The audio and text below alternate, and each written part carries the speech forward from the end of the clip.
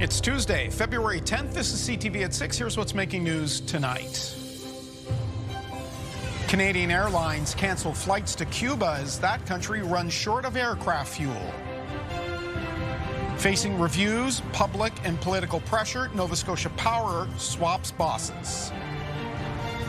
It's snow for the Maritimes tomorrow, and the most is expected for parts of Nova Scotia. Live from our Maritimes News Centre, this is CTV News at 6. Here is Todd Battis. Good evening. Canadians are now frozen out of the country's top winter sun destination. Thousands of vacationers, many Maritimers among them, are waiting to get out of Cuba while others can't get in. That country is unable to get jet fuel, which is forcing airlines to cancel flights. CTV's Jonathan McGuinness has the latest. All of Canada's major airlines have stopped flying to Cuba, leaving many with vacation plans grounded. Heather Warren booked a Cuban vacation for 5 last May. She was told today those plans have been canceled. My first time, my grandson, my other son, I'll get to go on a family vacation. And then just cancel. A United States oil blockade has caused tourism to the popular sun destination to grind to a halt because planes can't refuel. This is going to be one of the roughest periods Cuba is going to go through since the 1960s. International Development Associate Professor Robert Hewish expects the situation to deteriorate quickly. What we can see to expect in Cuba is a declaration of martial law in the coming days. The country is completely out of diesel, and now they're running out of other petroleum products as well. I think it's a wonderful place to go. It's safe. Dmitry Neonakis has been vacationing in Cuba for the last 30 years.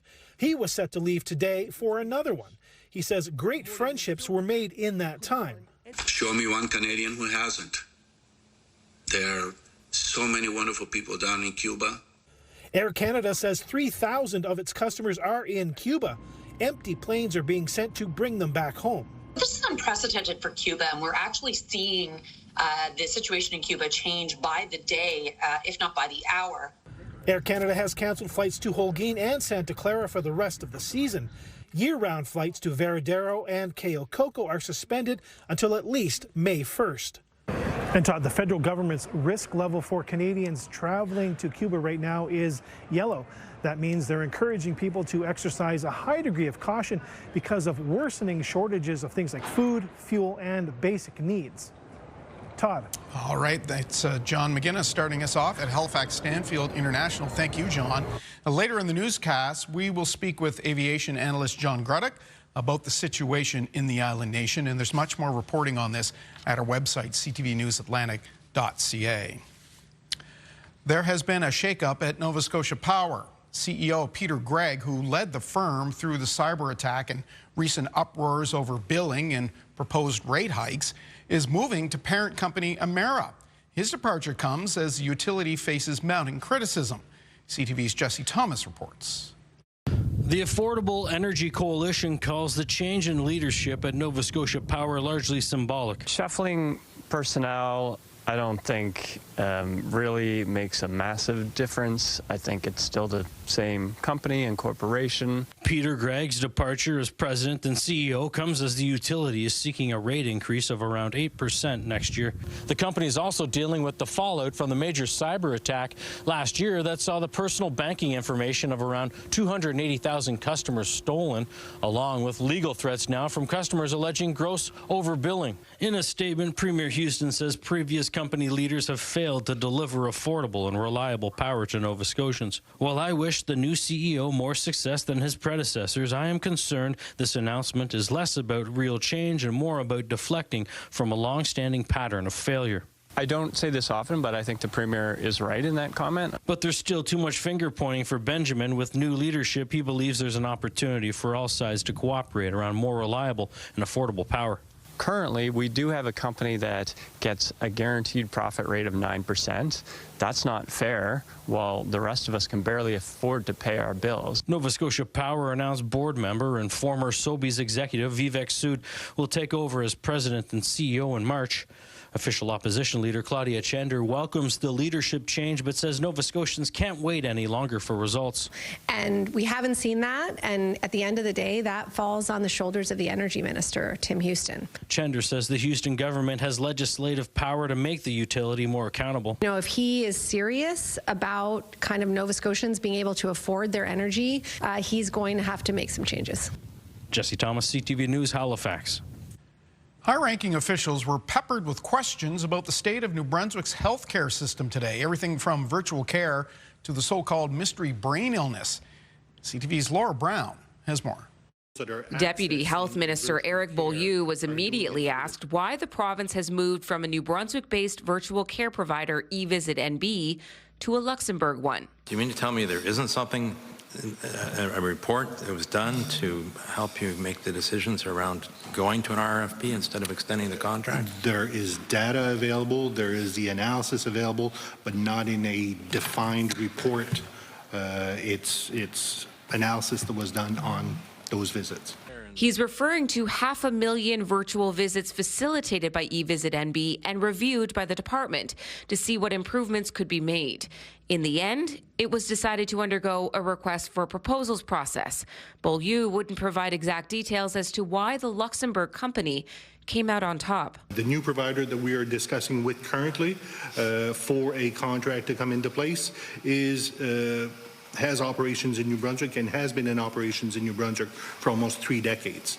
They have over 150 employees in the province of New Brunswick. He did identify problems that virtual care is exposing, like one patient who had to access eVisit NB 90 times in 1 year.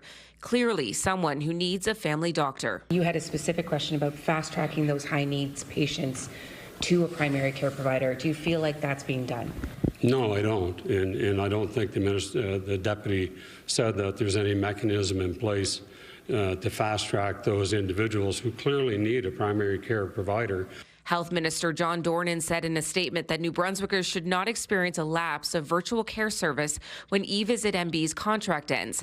The new service will be in place April 1st. Laura Brown, CTV News, Fredericton. There's a live look at Edmundston, where it's currently -8 right now. Let's bring in CTV meteorologist Kayla Mitchell. Interesting that we've got some daylight in the picture there. Obviously, days are being extended, but you're more concerned with what you're tracking, and that's weather statements. Yeah, statements and now snowfall warnings. Just a quick note on the daylight. We are picking up about 3 minutes of daylight now here in the Maritimes each day, so that is certainly nice. Now, taking a look at the weather alerts graphic, and behind me, we do have snowfall warnings that extend up the Atlantic coastal counties of mainland Nova Scotia, as well as into Pictou and Antigonish counties. Those warnings calling for snowfall amounts of 15 to 20 centimeters to fall Wednesday into Thursday morning. Now, special weather statements extend up through Yarmouth, Digby counties, the Annapolis Valley, in and around the Minas Basin, where it may be 10 to 15 centimeters of snow through that period of time. We may also see 10 to 15 centimeters of snow fall Wednesday evening and night in areas of Cape Breton underneath the statements, with additional snow to come for that part of the Maritimes through Thursday morning. So that additional snow may not be accounted for so far in that 10 to 15 centimeter range given in the statements. I have a snowfall outlook map coming up in the full forecast. Let's take a look at this weather system, though. It is an Alberta clipper. It's making its way through Ontario now. It will dip down through the northeastern United States and then make its way up and just off the Atlantic coastline of Nova Scotia, bringing snow into the Maritimes as it does so.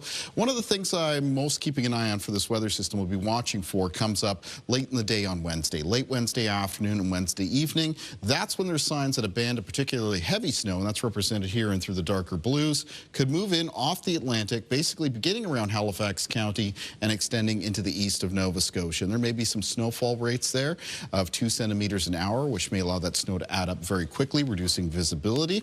And Todd, as I mentioned, we'll talk more about the system when I'm back just a little bit later on. Okay, we'll do that later in the show. Thank you. An anti-crime group in Moncton is reacting to comments the top RCMP officer in the city made to CTV News last week. He challenged a presentation to council in which members of the group said not enough is being done to clean up downtown. CTV's Derek Haggett reports. A member of Moncton's anti-crime coalition is very disappointed with a statement from the city's top Mountie. I have nothing but praise for the RCMP officers that work in and around our city. And it really seemed that the superintendent's comments were defensive and dismissive. The statement, a response to a presentation made by Enough is Enough to City Council last week. The coalition claims crime continues to rise, but the RCMP disputes that. Superintendent Benoit Jolette says there were inaccuracies in the presentation and property crimes were actually down last year compared to 2023. If somebody would ask me if property crime has exploded, I disagree because the facts just don't show that. The RCMP says crime statistics demonstrate improvement. The coalition sent its own statement afterwards, wanting to know how the RCMP are measuring the improvement because they're not seeing it. Phillips doesn't want the back and forth to escalate. I appreciate his response defending his team, but there was no need to defend his team. We're on the same side. Some Chamber of Commerce members are incurring extra costs to prevent theft and vandalism. This year, at a municipal level, the number 2 concern from our members was public safety, so it definitely is a concern for our 1,000 members that we represent here in Greater Moncton. One city councillor and former police officer believes it's time for action. We've all got our frustrations out. Now it's kind of time to get into the adult mode, and maybe we can sit down as a group and see what we can do. The coalition is scheduled to meet with city councillors and the Minister of Public Safety this week. Superintendent Benoit Jolette was not available for an interview today, but he says the RCMP are once again formulating a response to the Enough is Enough coalition. Derek Haggett, CTV News, Moncton. A Nova Scotia First Nation is declaring a state of emergency over what the chief and council call an escalating crisis of addiction and illicit drugs. Sebeganegati First Nation issued a release to community members saying it is dealing with too many overdoses and tragedies. The First Nation near Halifax is offering reward money for information leading to arrest and conviction of people selling illicit drugs. It also says it will be enforcing a housing policy which allows it to evict residents if there is suspicion of drugs and distribution. Traffic near downtown Halifax is expected to be heavy until the spring. The city notified motorists that construction at the QE2 Health Centre will add to congestion well into April. Traffic was back on the table at City Council today, where the cost of bike lanes was debated yet again. CTV's Callum Smith has the latest. It feels like deja vu. The reason we adopted a AAA, All Ages and Abilities network, is because it is safe.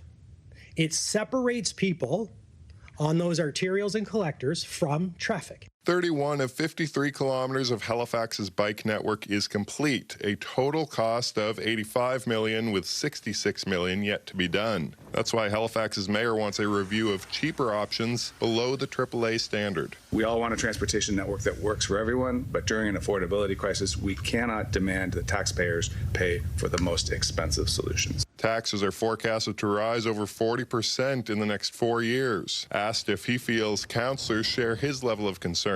I think some of the colleagues are starting to read the situation, and we're seeing some results in some voting start to show that. I don't think everybody shares my concern at the level at which I feel it. Staff were already reviewing cheaper AAA options, but after a 10-5 vote today, we'll now explore options that don't meet the standard. Councillor Janet Steele was one of the nay votes. It seems like we've made this decision at least 3 times. Saying it's unfortunate council can't stick with a decision like forging ahead with the partially cost-shared AAA network. If you don't want to do that, you're essentially saying, I'm fine with killing people. In fact, I'm fine with killing even more people. The city's acting CAO says, what is bogging down the program, I can say without question, is the debate that's leading us to pull back designs or pause designs. Councillor Billy Gillis suggesting a local rate increase, similar to sidewalks and transit stops in the suburbs, be used for bike lanes rather than the general tax base. I think an area rate should be applied to the peninsula to pay for this that only those residents can use. Why is this shouldered across the load of HRM? Now, another contentious issue that was on the docket today was sharing some bus lanes with carpooling vehicles. A week after the province said it would implement that in some areas, council vowed to study the idea despite some pushback about enforcement and concerns of disincentivizing transit. Councillor Sam Austin said a staff report would help keep councillors and the public informed, fearing that the province might act after backroom discussions and decisions. Todd. All right, CTV's Callum Smith in Halifax. Thank you. More affordable housing options will be maintained in Halifax. The province and a nonprofit group have teamed up to buy a number of units with an aim of keeping the rents low. CTV's Emma Convey stopped by to check them out.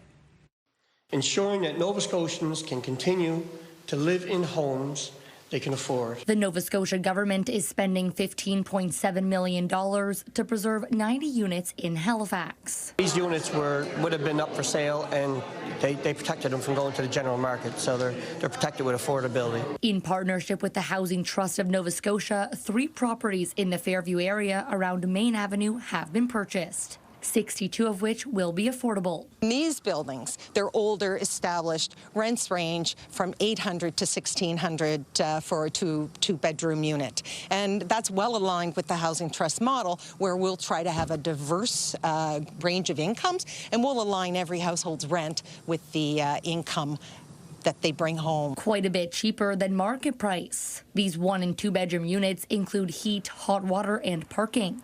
Rents ranging from $828 a month to $1,600. There are healthcare workers here, there are skilled trades workers here, there are continuing care assistants living in here, and all those folks are who make up our community. There are kids here that go to schools locally, you know, and nobody wants a kid just uprooted from their school year. So these units matter. The Halifax Regional Municipality provided a grant to cover the deed transfer taxes. We will be reviewing the buildings, doing the upgrades that are required. The environment's important to us, so there may be opportunities for us to improve in that area. Bishop says there is a continued need for affordable housing options, and this is one step in that direction. Emma Convey, CTV News, Halifax. Get the Maritimes' top stories, breaking news alerts, and watch live. Download the CTV News app. There are few buildings in the Maritimes that predate Confederation, even fewer up for sale. Well, one of those historic pieces of property has hit the market in St. John. And as CTV's Avery McRae tells us, it comes with plenty of stories. For more than 175 years, this historic St. John building has been the anchor at the end of Exmouth Street, and its next owner could be you. What we believe is the vision.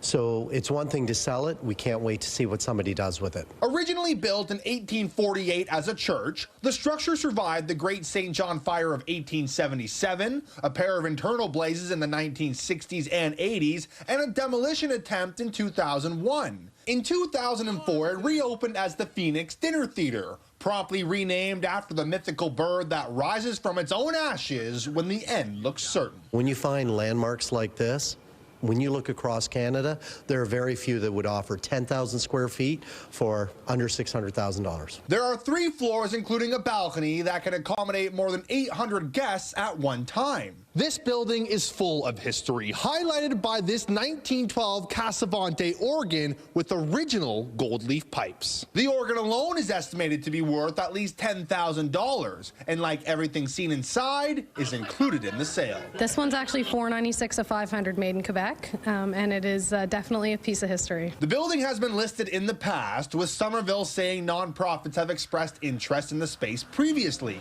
He says the first 24 hours have been slow, but expects that to change. I believe there's going to be a regentrification in the area that will definitely help the value of this, especially in years to come. CTV reached out to the current owner, Amy Stevens, who declined an interview, but says it has been a pleasure operating this space, but it's time for the Phoenix to rise again under new leadership.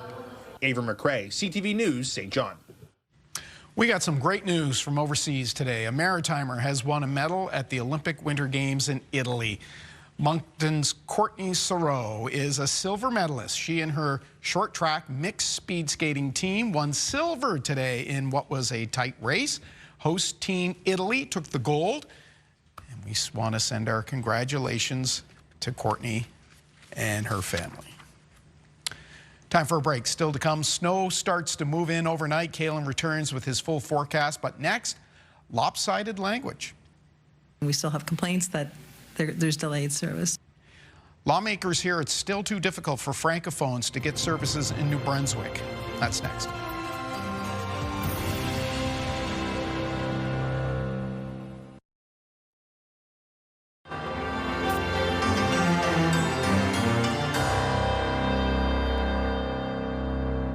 New Brunswick is Canada's only officially bilingual province, but the ability of Francophones in the province to get services in French continues to be a problem. Here's CTV's Nick Moore. eVisit NB. New Brunswick's Commissioner of Official Languages says Francophone users of virtual health care, such as the outgoing eVisit NB, have to wait longer for care when compared to an Anglophone patient. How did I know that eVisit was going to be the hot topic? And we still have complaints that there's delayed service. So, you know, I sort of have the luxury of saying, it's on you, Department of Health, to make sure that this works, but it really is. Commissioner Shirley McLean says another app, My Health NB, which connects patients to their own health information, is still not meeting requirements under the Official Languages Act. All the recommendations that we've made with respect to complaints pursuant to eVisit and My Health NB haven't been adopted. So my question would be back to the department. What have they been doing to work with eVisit NB to resolve these issues that they stated previously had been resolved? In a statement late today, the provincial government says more work has to be done and that a review of the Official Languages Act before the end of the year would help. McLean's report also includes details about a complaint regarding Fredericton Police and their response to an emergency at a Francophone school in the city. The commissioner says officers were only conversing in English. The city of Fredericton appeared to believe that its police officers can relinquish their language responsibilities during emergency situations. Communicating with members of the public in their preferred official language is, in fact, even more important during an emergency situation. In a statement today to CTV, the Fredericton Police Force says it was responding to a child in significant medical distress and that the immediate preservation of life was its first priority, while still making what it called every reasonable effort to meet official language obligations. Nick Moore, CTV News, Fredericton. Still to come for us tonight, snow for most of the region tomorrow. What time will it begin to fly? Kaylin has the details for us after this.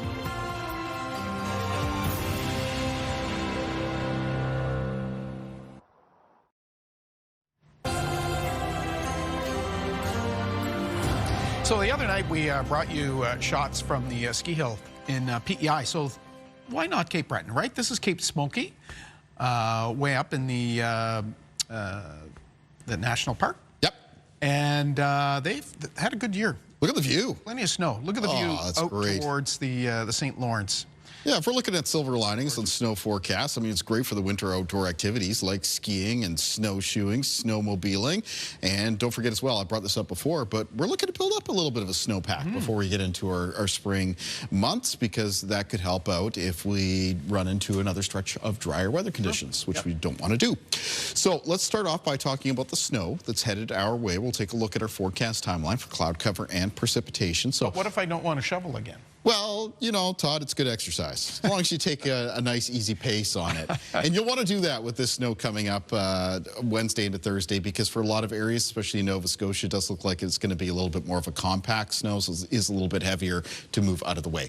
Increasing cloudiness as we head through this evening and tonight. Here comes the first of the snow, showing up here in through the blues. That's going to be arriving in communities in the west of New Brunswick and the southwest of Nova Scotia during the overnight hours. And then, as we make our way through Wednesday morning and went into Wednesday afternoon, that snow develops across much of New Brunswick, across much of Nova Scotia. Some of it heads over towards Prince Edward Island. The one area that could stay out of the snow for Wednesday afternoon is some communities in Cape Breton. There's a chance of flurries there in the afternoon, but the steadier snow is expected to hold off until Wednesday evening and night, though they will eventually get into that.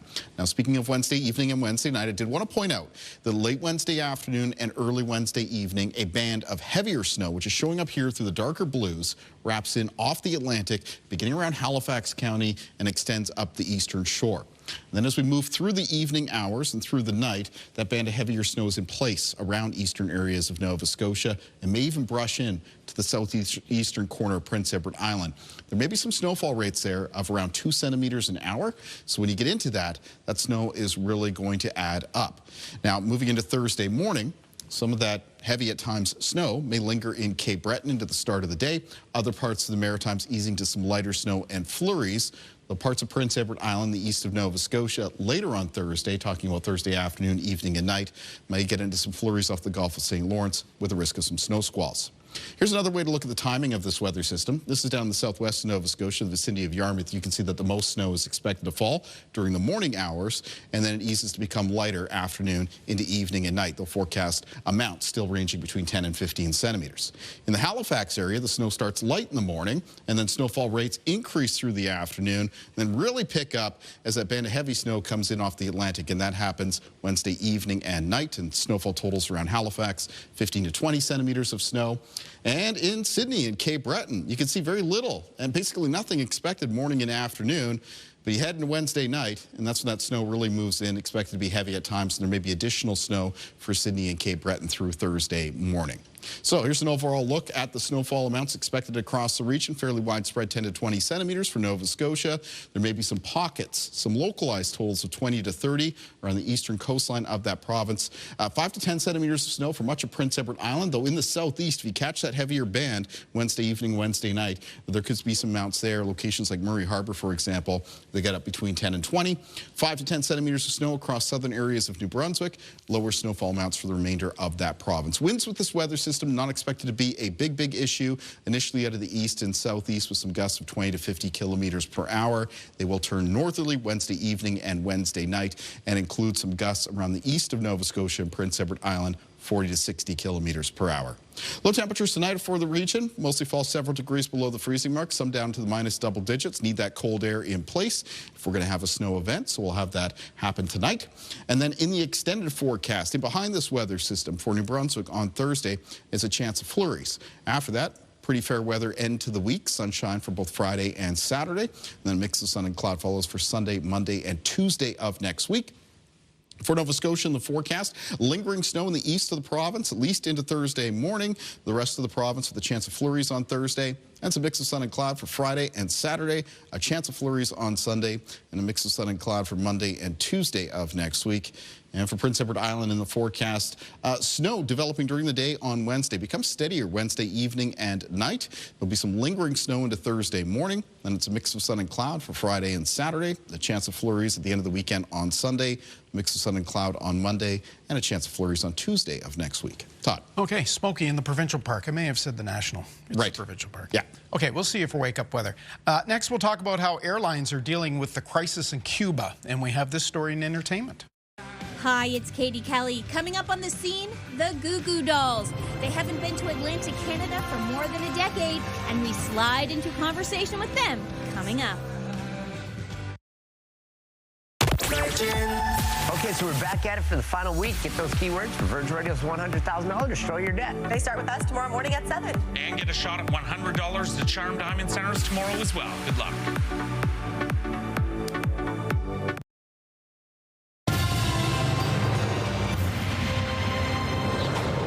As you saw at the top of the show, this is a frustrating and concerning time for Maritimers in or hoping to get to Cuba. Airlines are canceling routes to the island as the government warns airports are nearly out of jet fuel. The U.S. has blocked fuel from being exported from Venezuela. John Graddick is aviation analyst. He's at McGill University. He joins us from Montreal. It's always good to see you, John. My pleasure, Todd. Of course, this is difficult on those people who are traveling back and forth, but we're going to concentrate a bit on the airline industry. Air Canada, Sunwing, ending flights to Cuba, a major winter destination. How significant is this for each of those airlines? We expect others will probably follow suit. Yeah, others have already followed suit. Transat has canceled as well. They have now. Okay. Transat, so everybody's out. All the Canadian carriers are basically out of transporting passengers from Canada to Cuba. The effort that they're doing now is to repatriate the Canadians that are there. There are a little over 7,000 Canadians currently in Cuba, which they're looking to repatriate over the next 72 hours. So the carriers are, in fact, flying empty airplanes, empty of passengers and cargo and bags, down to Cuba. They're filling those airplanes up with as much gas as they can carry, so that when they get to Cuba, load the passengers and bags on the airplane can come back to Canada without having any refueling issues. So it's really repatriation effort now being done by the Canadian carriers. So that's the upside, that they can get down and back on one fill-up of fuel. But what is this doing to, you know, the economics of those airlines? We saw that Air Canada took a bit of a tumble on the stocks yesterday. Yeah, Cuba's a big deal. Cuba's a big deal for these carriers. Air Canada flies 16 flights a week to Cuba. Sunwing is probably a little higher than that because they fly to, they fly out of the Maritimes quite a bit to Cuba, as well as in Northern Ontario, as Toronto, Montreal, and Ottawa as well, and Transat. So, between the three carriers, there's probably about 60 to 70 flights a week that operate between Canada and Cuba, and that's a lot of money. It's the largest Canadian destination in the Caribbean, bar none.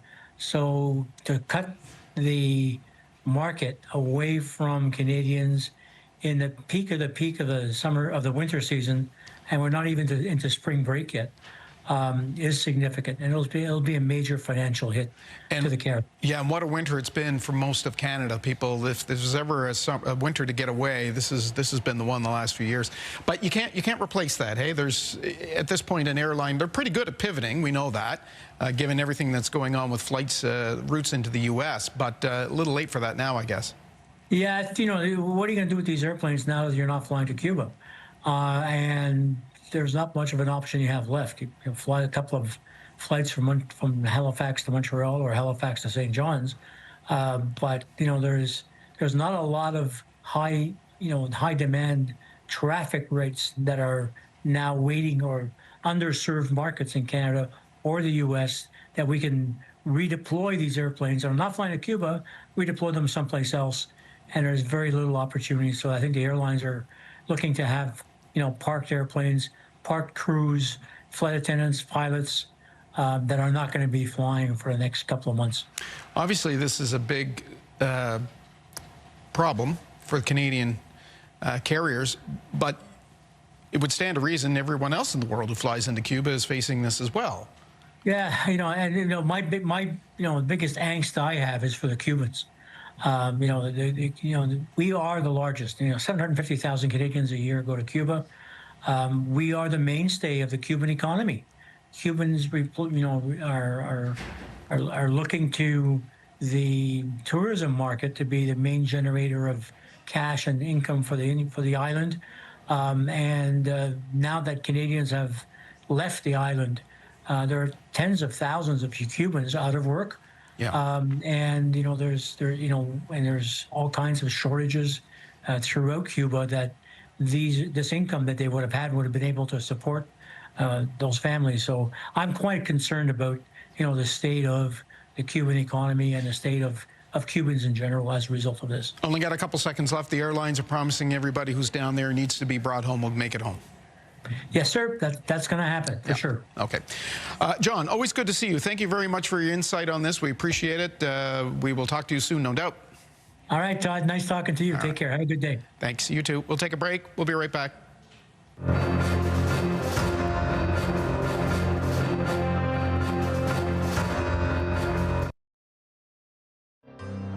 February is Black History Month, recognizing blacks in PEI, the Bug. The Bug was a historic black community in Charlottetown, Prince Edward Island, established in the late 1700s by black settlers who migrated from the northeastern United States.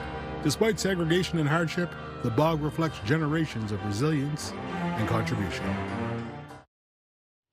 Health and medical news now. There's a Canadian study that says introducing common food allergens such as peanuts, eggs, and fish early and consistently reduces the risk of food allergies in children.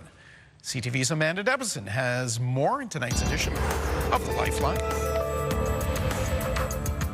A Canadian study says giving babies peanuts, eggs, fish, and other common food allergens early and consistently decreases the risk they'll be allergic to them. Researchers at Hamilton's McMaster University analyzed 190 food allergy studies from around the world. Their findings, published in JAMA Pediatrics, found that delaying the introduction of peanut-containing foods until babies were over 12 months old doubled their likelihood of becoming allergic allergic to the nut. The study showed similar results for fish and eggs. It also found higher risks among babies with asthma or a family history of allergies, underscoring the importance of early exposure for higher-risk infants. Food Allergy Canada cautions peanuts are a choking hazard, but suggests mixing peanut butter with hot water, cooling it, and adding it to soft foods the baby is already eating. There are renewed calls from international health officials urging Canada to strengthen its response to measles. The number of cases have slowed down, but they're not gone. And we know that, tragically, measles will continue to circulate until we get to a herd immunity threshold. The Pan American Health Organization has issued an alert calling on countries in North and South America, including Canada, to intensify vaccination efforts and disease surveillance. About 5,500 measles cases have been reported nationwide since the outbreak started last fall. Health Canada data shows in 2026, a total of 135 cases have already been reported in 6 provinces, 2 in Nova Scotia, with the highest numbers in Manitoba and Alberta. With Health and Medical News, I'm Amanda Debison for the Lifeline.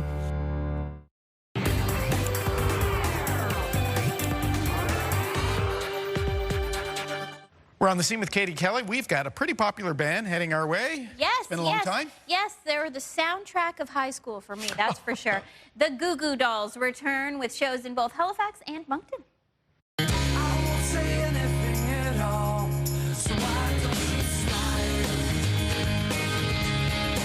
The Goo Goo Dolls have delivered some of the biggest songs of the 90s and early 2000s. Their music became the soundtrack to first loves, heartbreaks, and road trips for an entire generation. We're from Buffalo. It's like we're basically Canadians, you know? Yeah. And I even have my my Canada shirt on. The band is soon heading back to Atlantic Canada for the first time in more than a decade. It's a pretty good show, and you can hear a bunch of songs and some other things you might not know, but you might like.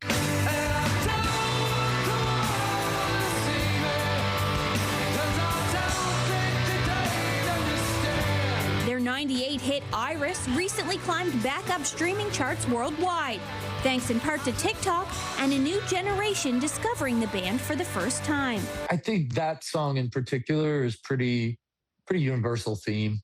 I think it was just somehow was just able to capture that moment, and a lot of people relate to that. They're also riding momentum from new music.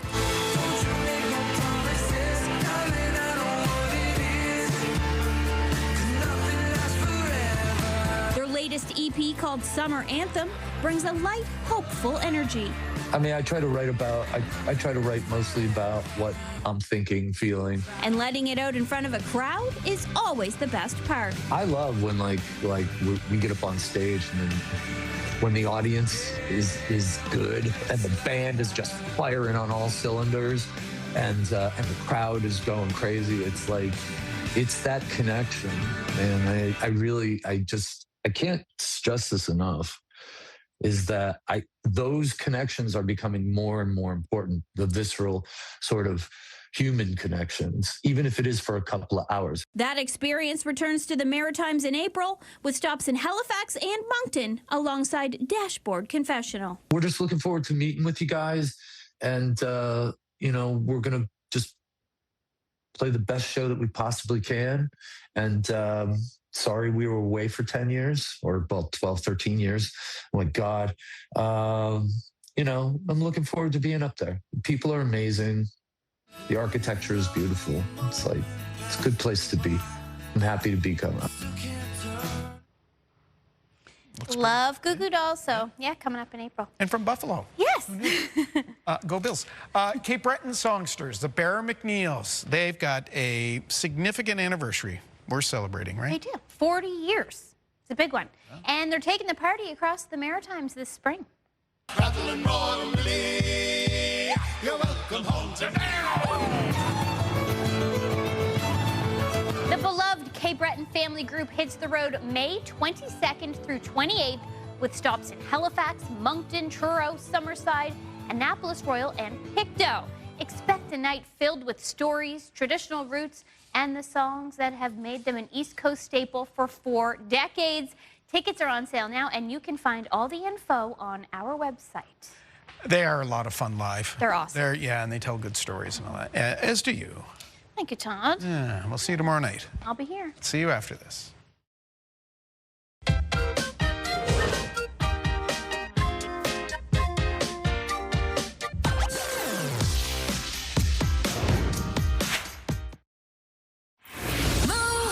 Mornings with Aaron and Peter. Did you hear we're giving away 30 trips to right here, Beaches, Turks and Caicos with Password to Paradise? Listen for your passwords every 2 hours from 6 a.m. to 6 p.m. On the markets, the Dow Jones closed the trading day up just 52 points.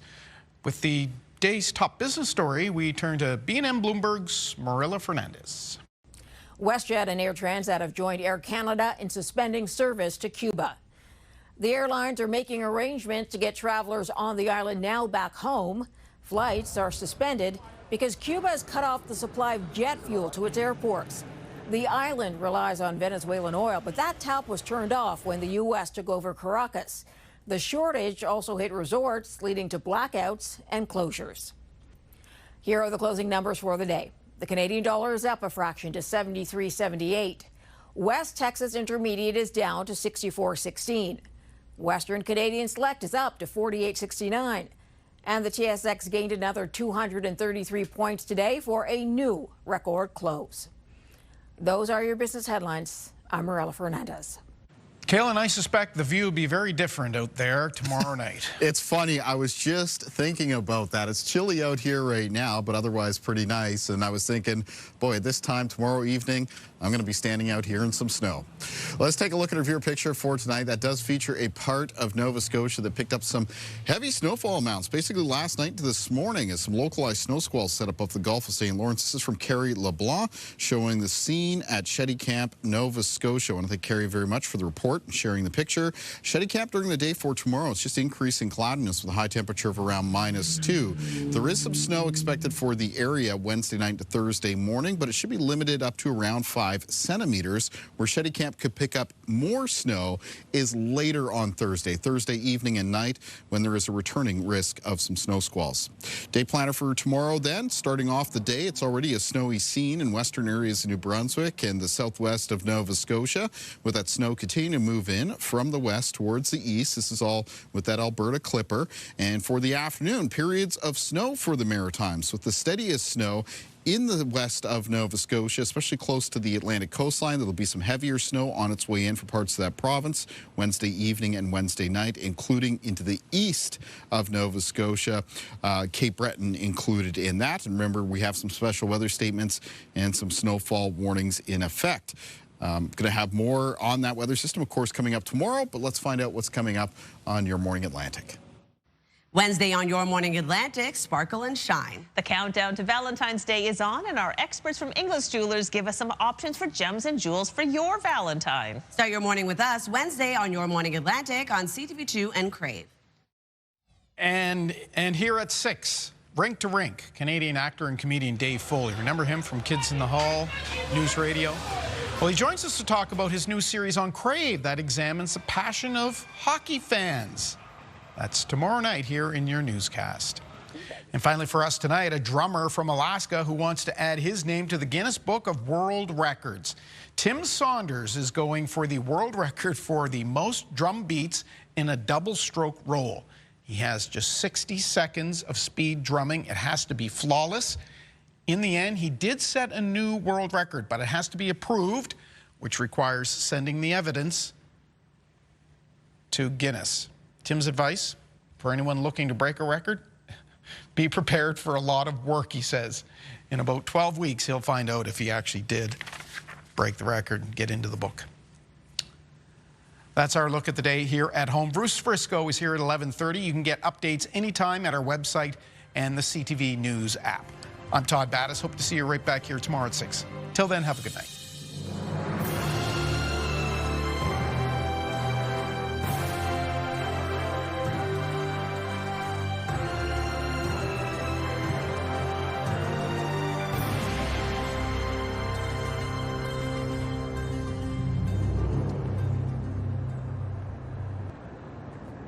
CTV News, the Maritime's #1 newscast. Watch live on Crave.